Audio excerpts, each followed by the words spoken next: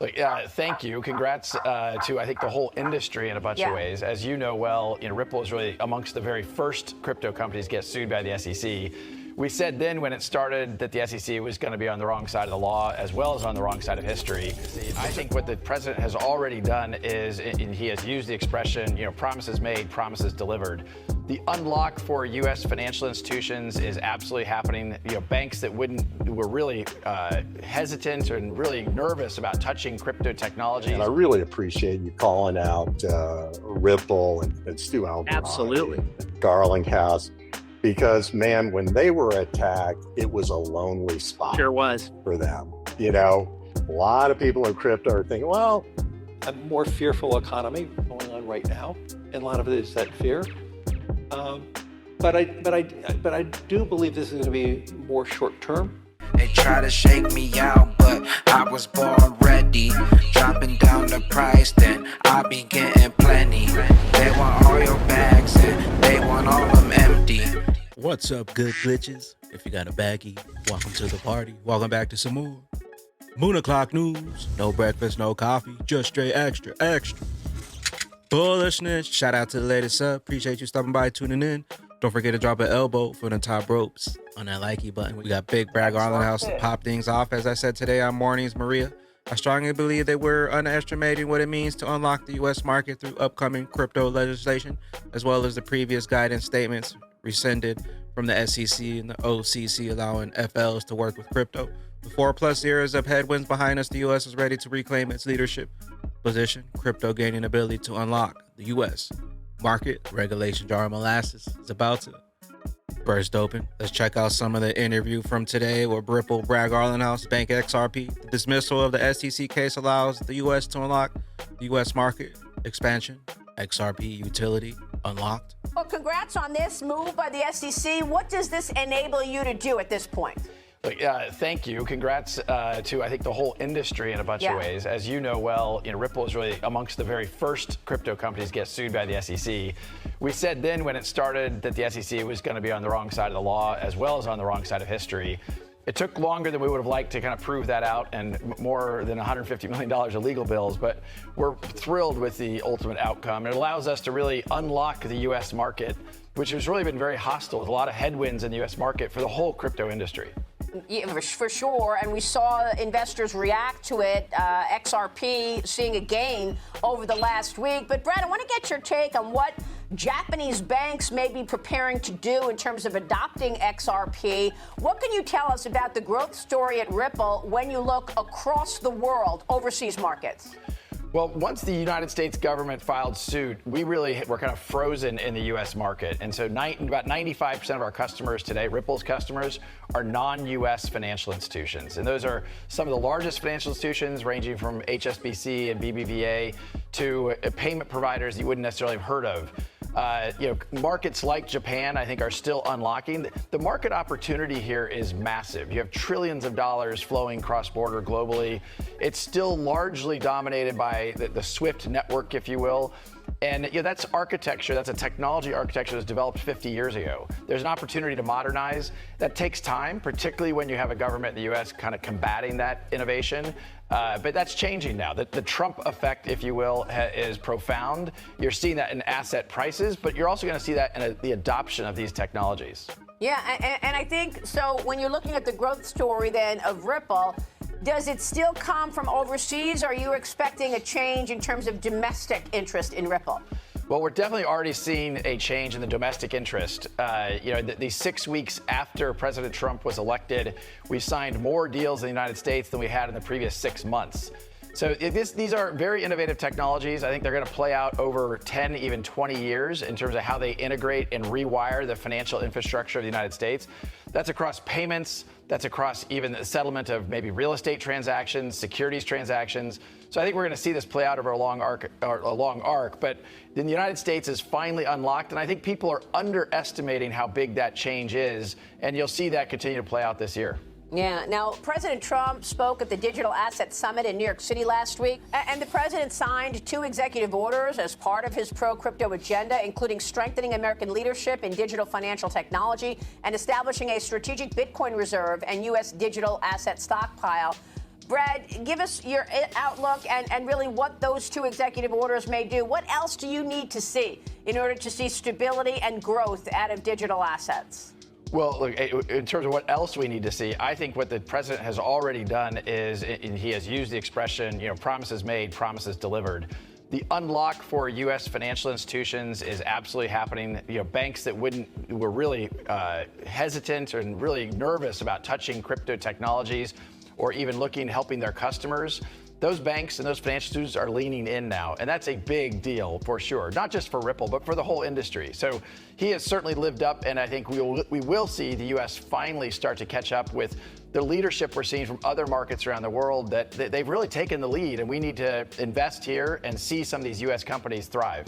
Yeah, and we've spoken with the regulators about this. We spoke with Cynthia Loomis 2 weeks ago and last week with French Hill as they craft the regulatory framework. What's most important to you in terms of the regulation part of this, is to understand as they create this new framework for digital assets? Well, look, the good news, Brad, what's most important for the regulators to understand as they create this new framework for digital assets? Well, look, the good news is people like Congressman Hill, they do understand. They understand how important it is for these technologies to thrive here in the U.S., and they have started to architect bills to help enable that.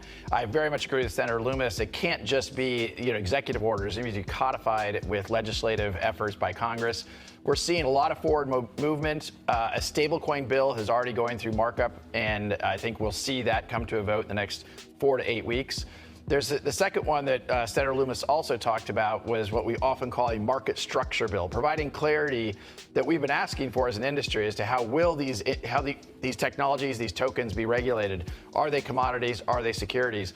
XRP was deemed to be a commodity or not a security by a federal judge, which is the opposite of what the SEC had said. So to see the SEC really combat lawfare and to attack this industry and now have leaders like Senator Loomis and really heroic leadership from Congressman Hill, I think it's going to make all the difference in the world. And I think we're going to see both a market structure bill and a stablecoin bill pass in the next 6 months. So what does that mean for Ripple? Well, it means the clarity we have been asking, and Maria, you and I have talked this probably over the years, maybe 3 or 4 or 5 times, to get that regulatory clarity so that the customers we engage know they can engage in good faith and to use these technologies without fear of regulators coming in and attacking them. That's a big deal, and that will allow this innovation, allow more job creation, more innovation, and frankly, capital formation here in the United States. Understood. A regulation jar of molasses is getting ready to burst open. Know what you hold. Meta law, man, regardless of which crypto tribe you're aligned with, I think we should acknowledge that Ripple's lonely fight against the SEC was key to the survival of the crypto industry in the U.S. At the same time, though, James, I think it's also important to acknowledge that there were many others fighting alongside us, and many who were actually fighting even before we got dragged into this entire regulation by enforcement campaign. I think of people like Stu Alderati, John Deaton, folks who really bore the brunt of Mr. Gensler's early efforts to try to crack down on crypto and essentially stamp it out before it could become large enough and broad enough to have a movement of regular people behind it. I give a lot of those folks a lot of credit for holding the SEC at bay for as long as they did. And I really appreciate you calling out Ripple and Stu Alderati. Absolutely. And Garlinghouse, because, man, when they were attacked, it was a lonely spot. Sure was. For them. A lot of people in crypto are thinking, well, maybe they'll just stop with Ripple. An XRP, who knows, kind of fingers crossed. And we're not getting a tremendous amount of support from the industry. And I knew nothing about I was practicing law up until 2022. I really did not understand the inception of that case and how problematic and suspicious it was. But in any event, thank God they have had the wherewithal and, the fighting spirit to signal very clearly, we're going to the Supreme Court, so we're going to fight you every step of the way. And so the way I view the entire chessboard was if they could stop Ripple and establish that XRP was an investment contract in and of itself, which is so ridiculous. And then the second piece was then all of the exchanges were somehow engaged in trading of free-floating investment contracts where I don't even know who the counterparties were on these investment contracts, but leave that aside. Then you're done. Then you have killed the crypto industry, because if XRP is a security, everybody's pretty much a security. Shout out to Ripple for staying and fighting the good fight against the corrupt. SEC. So it begins. Mr. Man XRP market crashing. Coming in a 2-day-old video, Larry Fink confirms that there will be a short-lived pain in the markets, and then the real winners are the ones who will capitalize on the discount, cash on the side, and ready to deploy into your favorite assets. Power grid and building out infrastructure. There are so many opportunities here to invest. And so, yes, it's upsetting to watch the markets right now and the fear of tariffs and other things. And look, would I be surprised? And I don't want to be, this is not webcast, is it, guys? I would not be surprised to see elevated inflation over the next 5 months. I would not be surprised to see, and across every CEO I talk to, we're starting to talk about a more fearful economy going on right now, and a lot of it is that fear. But I do believe this is going to be more short term. Once we understand the policies, once we become more accustomed to it. But, having an economy fall 7% after the dramatic rise in our equity market over the last 3 years is a blip. The question is it going to fall another 8% from here? And that's a possibility. It's a buying opportunity over the long run. And so I really am trying to tell everybody, when markets fall, it is time for you to reassert your buying, not running away from it. Every time, when you think about all the people who panicked during COVID, when you think about all the people who panicked during the financial crisis, I could go on and on throughout my career. But those who invested during the height of fear were the biggest beneficiaries of that market setback.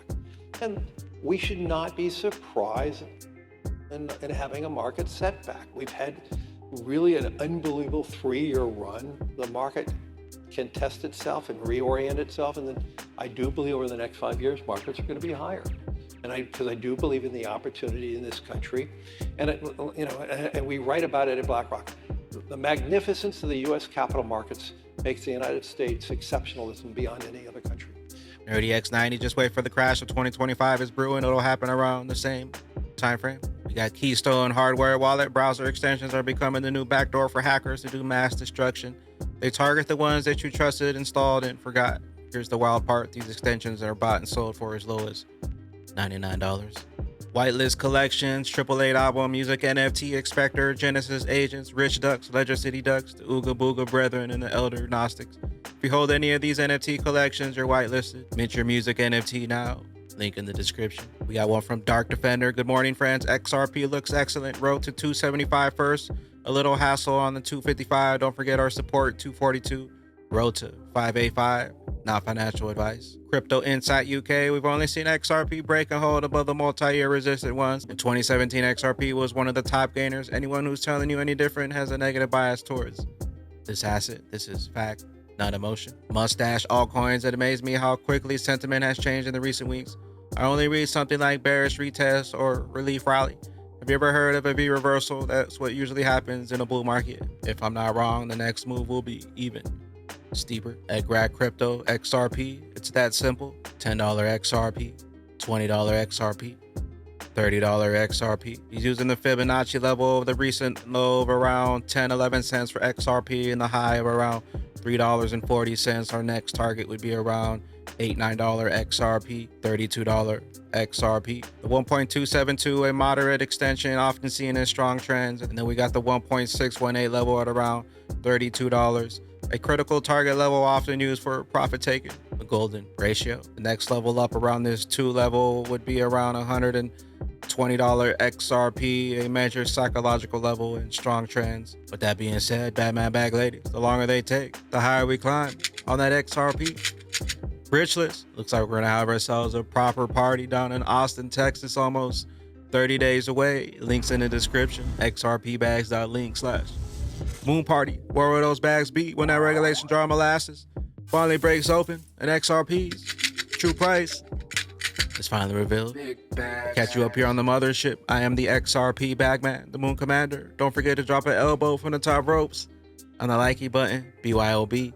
Bring your own bags, be your own bank, be your own boss. See you at the tippy top. Later, glitches. Later, glitches.